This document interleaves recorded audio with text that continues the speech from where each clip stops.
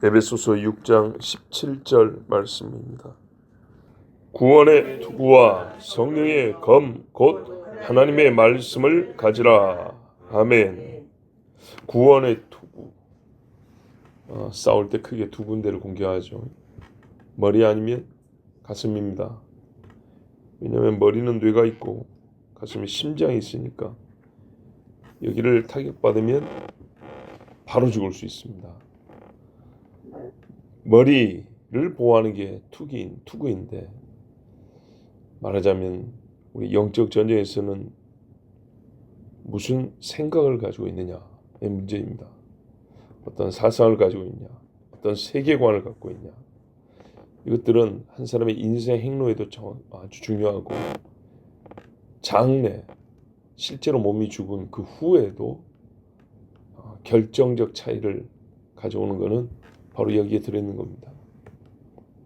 마귀는요, 우리의 사고를 지배하려고 합니다. 머리만 잡으면 다 잡은 거죠. 왜 소의 코를 꿰는지를 아세요?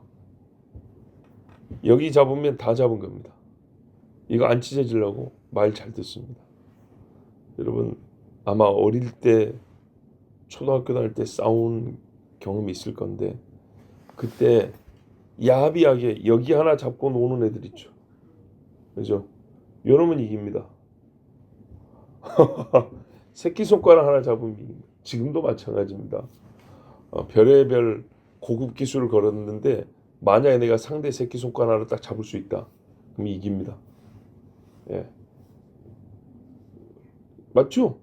뭐 트라이앵글 초크니 백초크니 뭐 별걸 다 해도 만약에 내가 상대 새끼손가락을 딱 잡을 수 있다. 이거 꽉 쥐고 돌려버리면 무조건 풀게 돼 있습니다. 그처럼 결정적으로 상대를 제압할 수 있고 컨트롤할 수 있는 그런 부위. 근데 이제 이게 잡기 어려운 겁니다. 잡으면 좀 어려운데 상당히 큰 비율로서 노출되어 있는 게 머리입니다.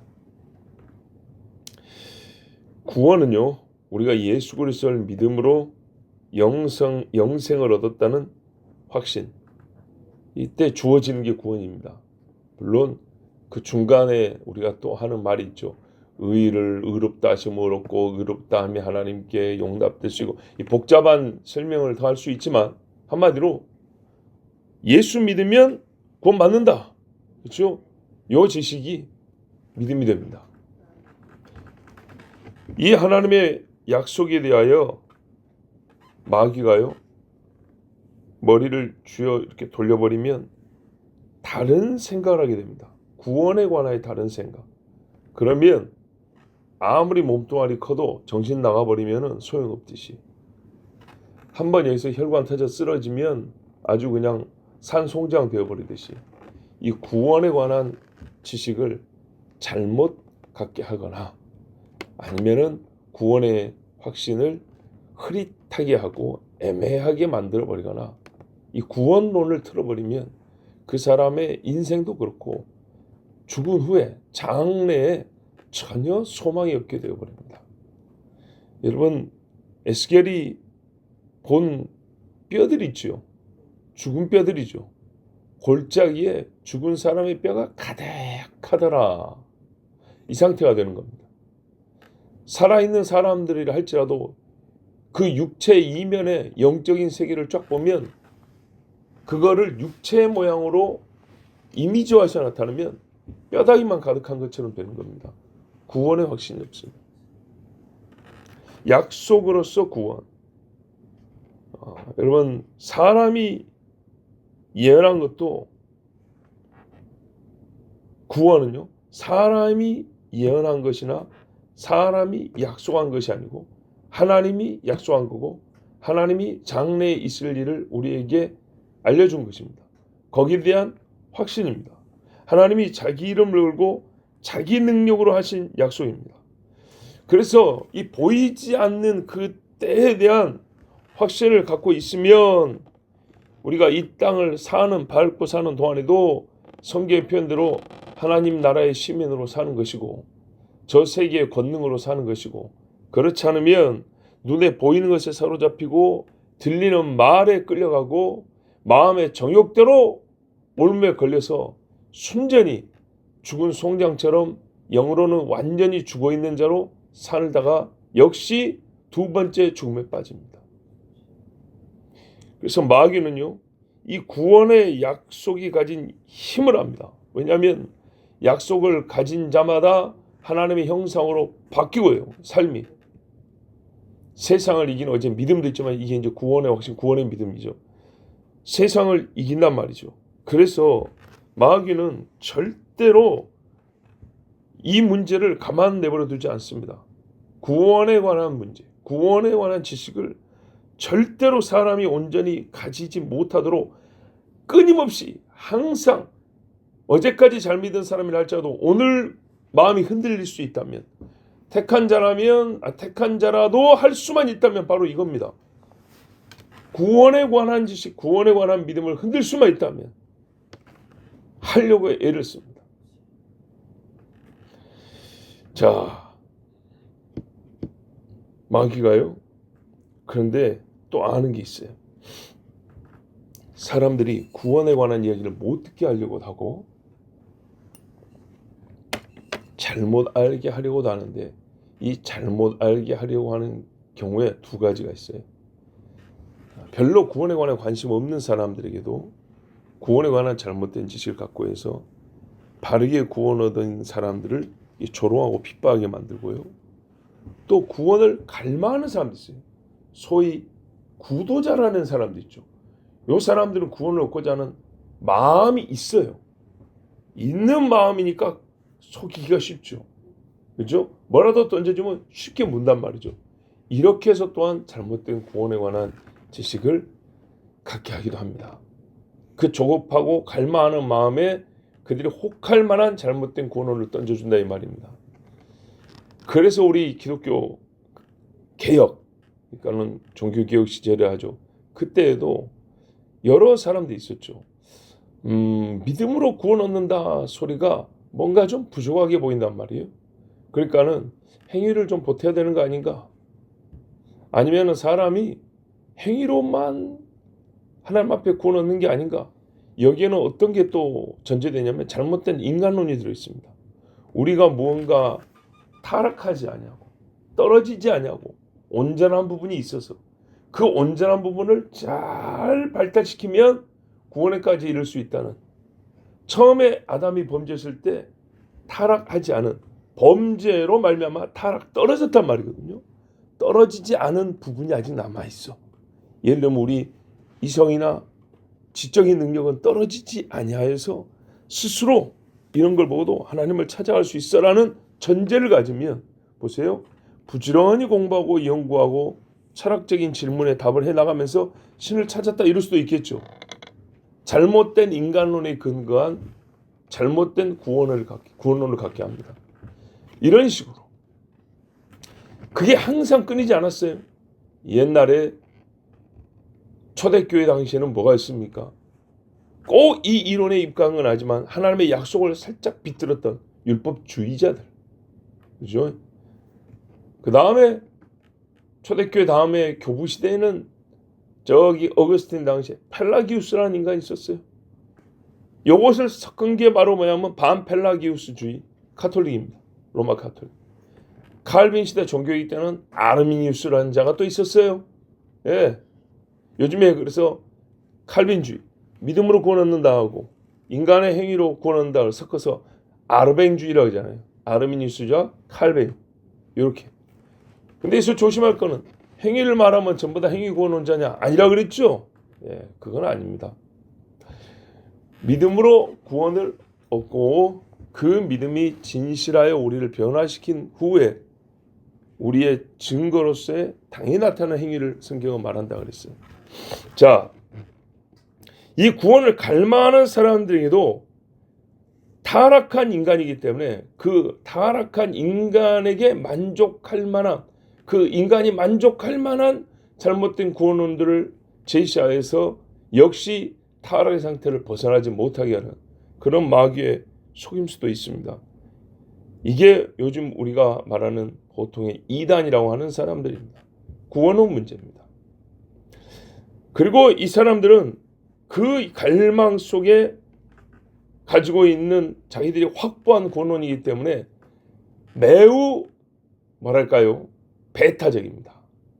예, 구원이 바로 예수 이름 외에는 구원이 없다라는 것에 대해서 당연히 배타주의가 맞는데 그것이 우리에게만 있다. 이게 이제 문제입니다. 또는 우리만 그 지식을 바르게 전수받았다. 이단들 보면 예수를 말하지 않는 자는 없어요. 근데 그 예수에게 준 구원을 어떻게 입수하느냐의 지식은 우리만 갖고 있다. 예. 하나님이 또한 예수와 버금가는 그런 계시자가 또 있어야 된다고 했는데 그가 바로 우리 교주 또는 우리 집단이다 이런 식이죠.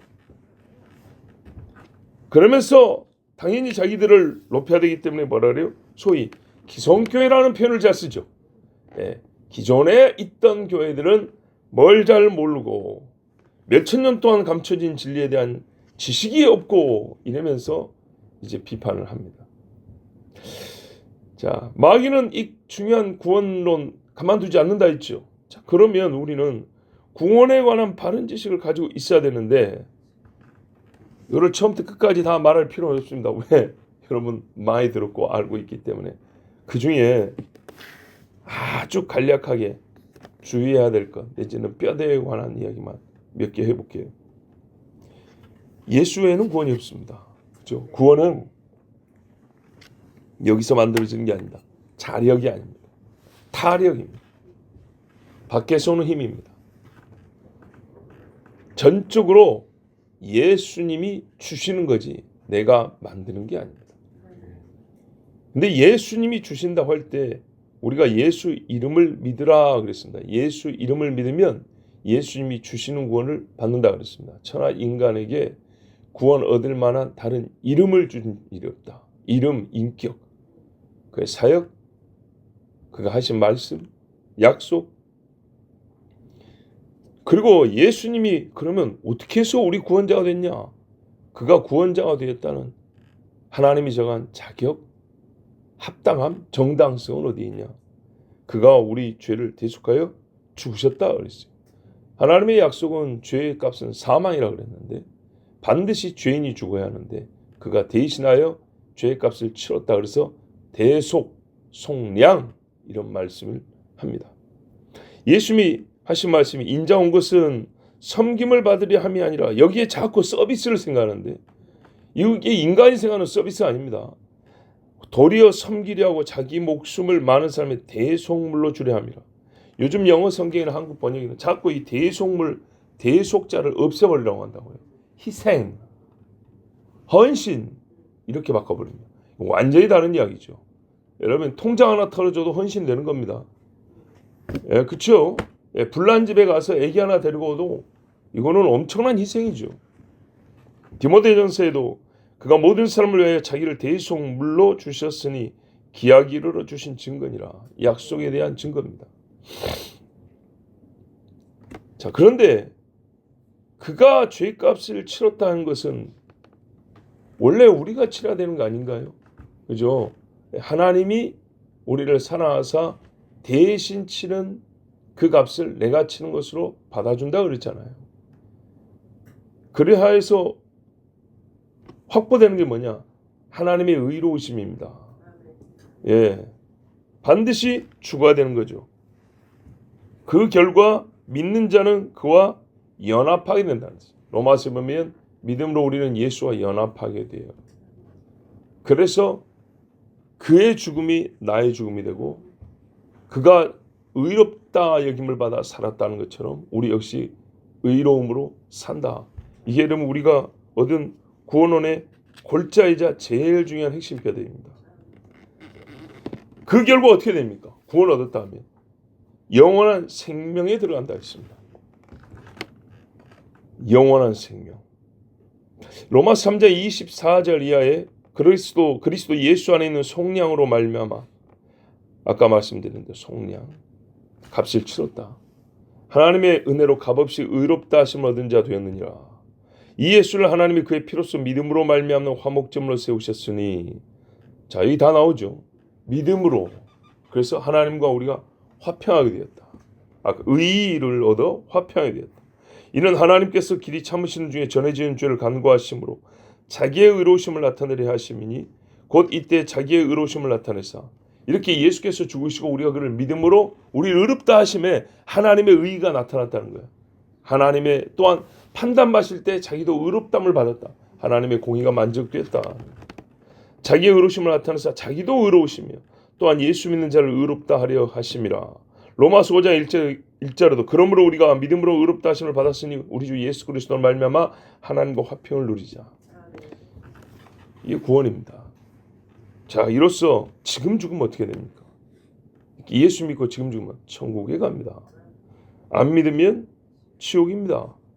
바로 또 여기서 이상한 소리를 합니다. 요즘에 세대는 천국 지옥을 말하지 않는다 그랬죠.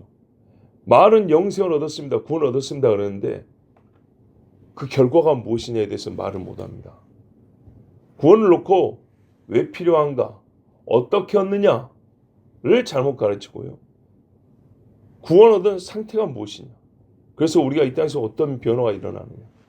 그 다음에 정말 그 약속인데 장래 죽음 이후에 그 구원의 결과물이 뭐냐?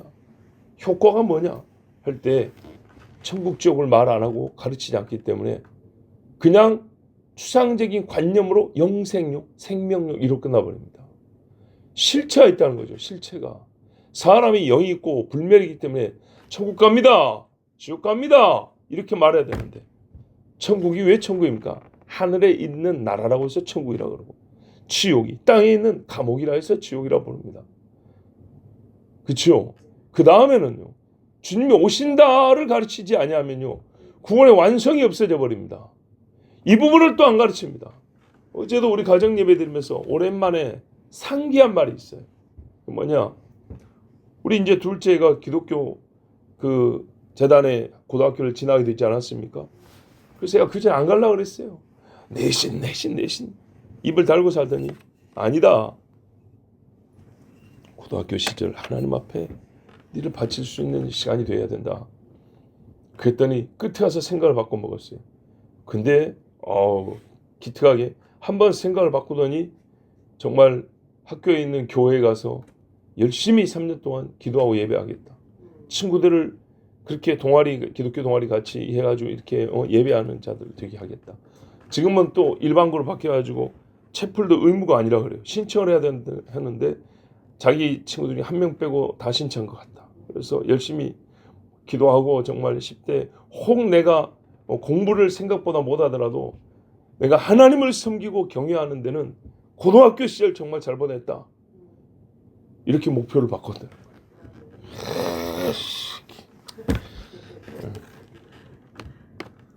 그러면서 하는 말이 이제 친구에 관하여 우리 흔히 하는 말 있죠. 고등학교 친구가 평생 가더라. 그런데 그 다음에 이제 우리 신앙이니까 근데 믿음의 친구는 몇 명 없더라. 점점 떨어져 나오고 없다는 거예요.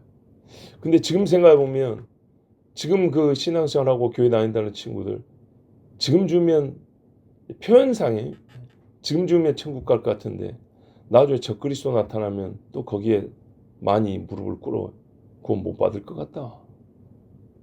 그러면서 그러고 보니 우리가 몇 년 전에도 이런 말을 했네.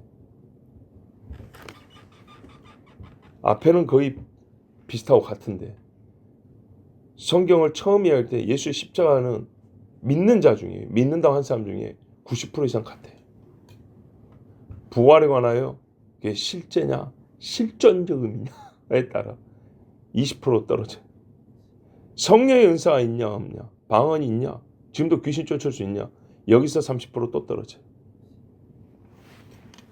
뭔 말인지 알겠죠? 예. 세상 사는 방법이 있어서 우리가 이거는 타협할 수 있냐 이거는 시대가 변해도 변하면 안 되냐 여기서 또 20-30% 떨어져요. 주님이 오시는 거 맞냐 여기서 또 20-30% 떨어져요. 주님이 오실 때 우리가 부활하고 여기서 또 떨어지고 적그리스도가 있냐 없냐에 또 떨어지고 해서 성경 요한계시록까지 그대로 믿느냐에 가면 제가 보기에는 1-2% 밖에 안 남아요. 이렇게 갈려버려요.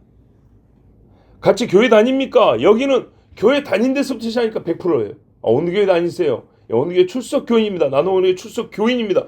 여기가 같다고 했을 때 여기까지 똑같이 서 있는 100% 여기서부터 시작해가지고 주님이 다시 오십니다. 그 전에 환난이 있고요. 적그리스도가 오고요. 짐승의 표가 있습니다. 시한으로 새 땅 있고 영원한 불목과 영생으로 갈립니다. 여기까지 다 믿습니까? 하면 99% 떨어져 나가버려요. 달라요.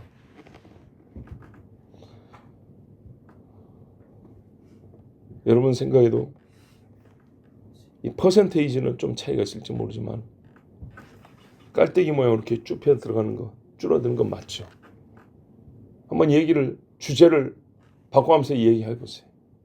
십자가부터 성령, 은사, 주님 오심, 천국과 지옥, 신학교 일반 신학교 가서 천국과 지옥 얘기 안 한다니까요. 그러면서 구원론은 신나게 배워요. 구원은 책은 이렇게 많아요. 놀라지 마세요. 굉장히 복음주의적인 신학교라고 알려진 미국의 신학교에서 졸업한 그리고 교수가 된 여자 교수님이 있어요. 학교 다닐 때 굉장히 제가 은혜라기보다는 감동이 있었던 이야기를 하나 해줬는데 우리보다 앞에 가르쳤던 제자가 일찍 죽었어요. 목회하다 일찍 죽었는데 그 여자 교수님한테 장례식을 부탁했다는 거예요.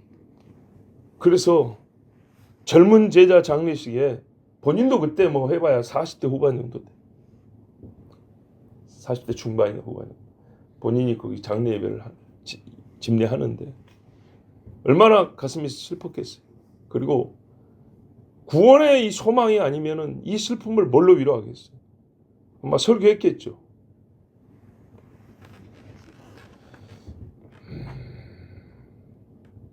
그런 분도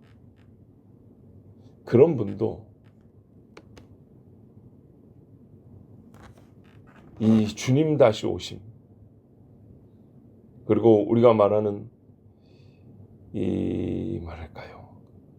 성경에 말하는 글자 그대로 예수 그리스도가 오신다는 이 문제에 대해서 가르치는 것을 들어보면 그렇게 확실하지 않아요.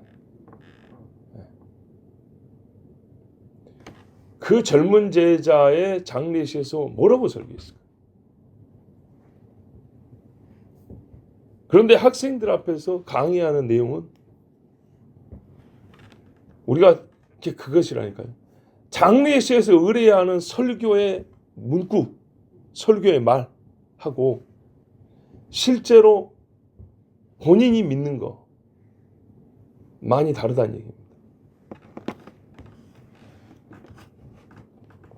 복음주의 신학교에서 나와서 학교를 나오고 복음주의적 신학을 가지고 있다고 자칭하는 분들도 그 강의의 내용에 보면 그렇게 확실 있게 말하지 않아요. 왜 제가 또 이런 말씀하냐면 그분이 우리에게 해준 말 중에 뭐냐면 로마 카톨릭이 구원론에 있어서는 우리 개신교보다 더 철저하다. 그러니까는 교육을 철저하게 한다는 것뿐만 아니라 체계가 그 질서가 우리보다 더 잘 갖춰져 있다라고 카톨릭 책을 한번 읽어보라 그랬어요. 그 교수님의 말을 들어놓으니까 제가 신혼 때 우리 집 앞에 카톨릭 서점이 있었어요. 나중에는 더 좀 비판하고 연구하려고 저기 대학로에 있는 카톨릭 서점에 가지고 두꺼운 책들을 샀는데 집 앞에 있는 카톨릭 서점에 가지고 카톨릭 구원론에 관한 책들을 샀어요. 마음에는 어떤 게 있을까요? 그동안에 카톨릭 문제가 많다고 생각했으면서도 교수가 그러니까 저 같은 사람도요. 마음이 좀 우호적으로 약간 이렇게 기울어지는 거예요. 비판 정신을 갖고 있는 것도 아니고요. 그래 뭔가 좀 배워볼까? 약간 이런 식으로 마음이 기울어지더라 이 말이죠. 여러분 봐보세요. 저 같은 사람도 그렇게 마음이 우호적으로 살짝 기울더라. 그러면요 진짜 맹해갖고 들어가면 어떻게 될까요? 그냥 끌려갑니다. 가톨릭이나 우리나 형제지 이렇게 그냥 해버립니다. 구원론 거기서 말한 거는 종말도 아니에요. 지금 그 교수가 말한 거는 십자가 이야기 정도에서 벌써 그렇게 틀어져 버리는 거예요. 이렇게 지옥 이야기하면 무식한 놈이라고 그랬잖아요. 세상 무식한 놈 돼버립니다. 진짜로. 여러분, 이 아이가 지금으로부터 몇 년 전 이야기냐? 20년도 더 되니 20년 전 이야기입니다. 산을과 새 땅? 그건 신천지가 하는 소리 아니요. 구원을 모르는 자들입니다. 성경을 딱 가운데만 읽어본 사람들입니다. 여러분, 세상의 책들도 가운데만 읽어보면 압니까? 가운데 부분에 글자를 읽었기 때문에 그것이 머릿속에 있겠지만 그 가운데 부분이 전체 중에 무슨 의미를 갖고 있는지, 어떤 맥락인지, 앞뒤를 어떻게 엮는지 알 수 있을까요? 읽어야 알죠. 전부 다. 예수님께 맞섰던 율법사들을 기억하시죠? 이 사람들요, 예수님과 영생과 부활을 가지고 논쟁했습니다. 그렇죠. 한 가지 주제를 가지고 논쟁을 했는데 몰랐습니다. 단일 주제입니다. 예를 들어서 부활 이야기 해볼까요? 부활에 관하여 논쟁을 했는데 그 중에 맞은 사람 한 명도 없었어요. 그래서 예수님이 하신 말씀이 너희가 하나님의 말씀도 모르고 능력도 모른다 그랬어요. 놀랍지 않습니까? 성경을 가르치는 자들이 다도 아니고 성경 주제 다 이야기한 것도 아니고 부활 한 가지 주제로 오늘 토론을 했는데 논쟁을 했는데 결론 너희 중에 부활을 아는 자가 있도다가 100점 맞은 사람이 한 명도 없고 부활에 대해서 모르는 전부 다 빵점 리더라는 거예요. 그럼 뭘 할까요? 여러분, 부활이 우리 구원의 완성에 속하는 부분이잖아요. 부활에 관해 빵점이 들어가니까요. 한 명도 몰라요. 자, 앞단계로 왔을 때 영생을 어떻게 얻으리까 했을 때 이 주제에 대해서 100점 맞은 사람이 있었어요? 없었어요? 한 명도 없었어요. 봐보세요. 하나님 말씀을 모른다 그랬어요. 근데 이것까지는 안 돼요. 성경에서 영생을 얻는 줄 아는 거로 자연주의자들보다 나아요. 예, 그죠? 예. 자연에서부터 구원론을 취득하겠다는 사람보다 나은데 성경에 있다는 것까지는 알아요. 여기까지는 보세요. 합치한다니까요. 요 전단계 요까지는 합치한다. 근데 성경을 읽었을 때 해석에서 갈린다니까. 자기가 취하고 싶은 걸 취하고 취하기 싫은 건 취하지 않고 갈린다니까요. 어마어마하게 갈렸어요. 예수님 당시 그래서 영생 주제가 사실은 초입에 나오는 건데도 불구하고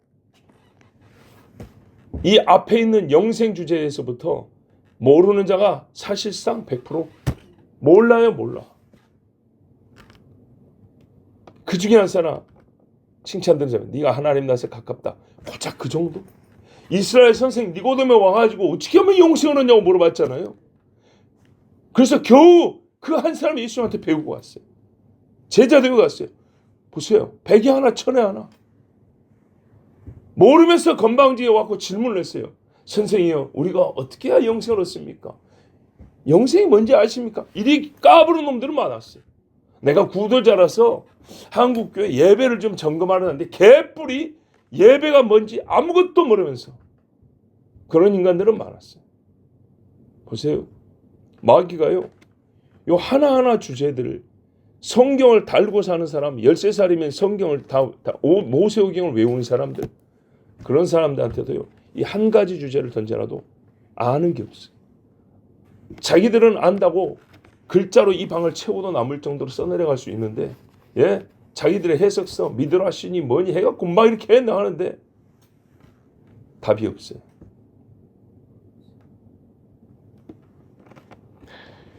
지금도 그렇습니다. 갖은 사역이라고 해도 하는 일은 많고 요란한 종교적 치장도 있고 화려한 조명도 있고 심장을 격동시키는 음악 또 만들어낼 수 있어요. 구원에 관하여 성경이 가르치는 바에 관심 없고 구원이 뭔지도 모르는 애들이 와갖고 그 대단한 뮤직들을 만들어냅니다. 죄인을 구원하시는 하나님의 능력에 대하여 전혀 알지 못하면서도 제사장 마냥 제사장 비슷한 옷을 입고 성전에 오르락내리락 교회에 오르락내리락 하는 사람 많습니다. 그래서 여러분 기억하실 거예요. 이제는 그런 말 잘 안 하는데 제가 우리 교회 와서 사역 초창기 때 그랬잖아요. 테이블에 쫙 앉아서 대화 나누는데 재테크 던져주면 할 말이 엄청 많고 자녀 교육 특히 이제 학업에 관한 얘기 던져주면 막 경험담부터 했고 막 학원부터 해서 막 교재 활력이 엄청 많은데 그 다음에 뭐가 나와야 되죠? 예? 십자가 하면 할 말이 줄고 성령 하면 더 없고 주님 재림 하면 전부 다 벙어리 돼버리고 그러면 되겠냐고. 또 십자가도 한두 마디 하고 그 다음에는 할 말이 없어. 그러면 되겠냐고. 세상 것에는 뭘 그렇게 할 말이 많은지. 근데 영생을 주신 하나님의 말씀에 대해서는 주제별로 하나씩 던져주면 뭐 5분을 못 가고 그냥 뭐 시들 그냥 꺼져가는 촛불처럼 네가 먼저 하래 내가 먼저 하래 이래도 되겠냐고. 지금은 좀 다르죠? 예. 그때는 한번 생각해보면 이거 얼마나 창피한 이야기인가 봐보세요. 마귀가요 바보 만듭니다. 바보. 텅 비게 만듭니다.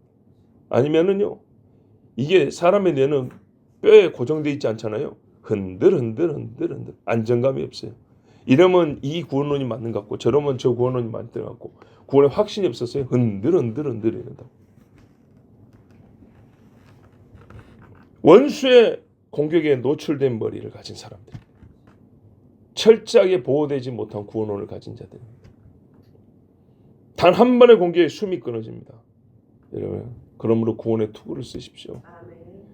제일 중요한 머리를 가장 완전한 지식으로, 가장 안전한 지식으로 하나님이 말씀하시는 성경에서 구원을 얻는 줄 안다 그랬죠. 성경이 주시는 구원 지식으로 채우십시오. 골이 흔들리지 않도록 구원의 확신으로 단단히 붙드십시오. 원수와 싸워 이깁니다. 기도하겠습니다. 아버지 하나님 감사합니다. 성경도 모르고 하나님의 능력도 알지 못함으로 너희가 제목만 알 뿐이지 내용은 오해하였도다. 틀리게 이해하였도다. 잘못 알고 있도다. 그러므로 바른 결과를 얻을 수 없도다.